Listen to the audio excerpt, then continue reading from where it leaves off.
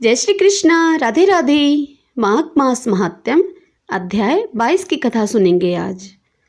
पिछले अध्याय में हमने ब्राह्मण वेदनिधि के द्वारा महर्षि लोमस से अपने पुत्र आग्नेय के उद्धार के लिए प्रार्थना करने की कथा सुनी थी। अब आज उससे आगे के अध्याय की कथा में हम माघ स्नान करने से कौन से फलों की प्राप्ति होती है वह जानेंगे और इसी के साथ राजा वीरसेन एवं भद्रक नामक ब्राह्मण की कथा भी सुनेंगे। आइए अब कथा सुनते हैं। सर्वप्रथम भगवान का सुमरण करेंगे। सब बोलिए विष्णु भगवान की जय। ओम नमो भगवते वासुदेवाय। ओम श्री कृष्णाय नमो नमः। महर्षि वशिष्ठ जी राजा दिलीप से कहने लगे, हे राजन, महर्षि लोमस के यह वचन सुनकर वेदनिधि ने प्रार्थना करते हुए कहा कि हे भगवान, उस धर्म का शीघ्र कथन कीजिए जिसके करने से इन बच्चों की मुक्ति हो सके। महर्षि वशिष्ठ जी बताने लगे कि हे राजन, वेदनिधि के इन वचनों को सुनकर लोमस जी कहने लगे कि हे विप्र, यह सब बच्चे यदि हमारे साथ माघ स्नान करें तो इनका उद्धार अवश्य होगा, इसमें संदेह नहीं, क्योंकि श्राप और पापों की शांति किसी तीर्थ पर माघ मास में स्नान करने से ही हुआ करती है। इतना ही नहीं, शास्त्रकारों का कथन है कि माघ स्नान से 7 जन्म के किए हुए पाप और वर्तमान काल के भी समस्त पाप नष्ट हो जाते हैं और मुनीश्वरों को जिस पाप का कोई भी प्रायश्चित दिखाई नहीं देता है वह भी पुण्य तीर्थों में स्नान करने से नष्ट हो जाते हैं। हे मुनीश्वर, अब मैं आपके सामने यह बताता हूँ कि किन किन पुण्य तीर्थों में माघ स्नान के करने से किन किन पुण्य फलों की प्राप्ति होती है। हे राजन, नैमिषारण्य में माघ स्नान करने से भगवान विष्णु का सायुज्य और पुष्कर राज में स्नान करने से ब्रह्मा का सामीप्य प्राप्त होता है। कुरुक्षेत्र में माघ स्नान करने से इंद्रलोक की प्राप्ति होती है।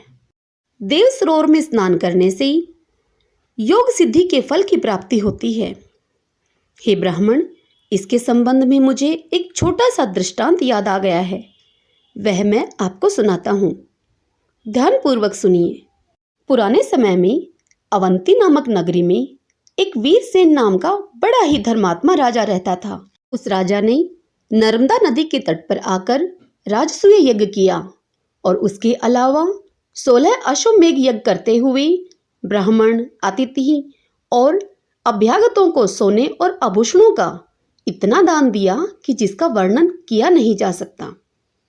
हे मुनीश्वर, इस तरह वह राजा वीरसेन नित्य यज्ञ, अनुष्ठान और दान करने में संलग्न रहा करता था। और उसी नगरी में एक भद्रक नाम का ब्राह्मण भी रहता था। वह मूर्ख खेती करके अपना पेट पालता था। क्योंकि खेती का काम बड़ा कठिन है, इसलिए वह अधिक दिनों तक इसे भली प्रकार न कर सका। इस कारण उसके घर वालों ने उसे घर से निकाल दिया। तब वह भूख प्यास से पीड़ित होकर इधर उधर घूमने लगा।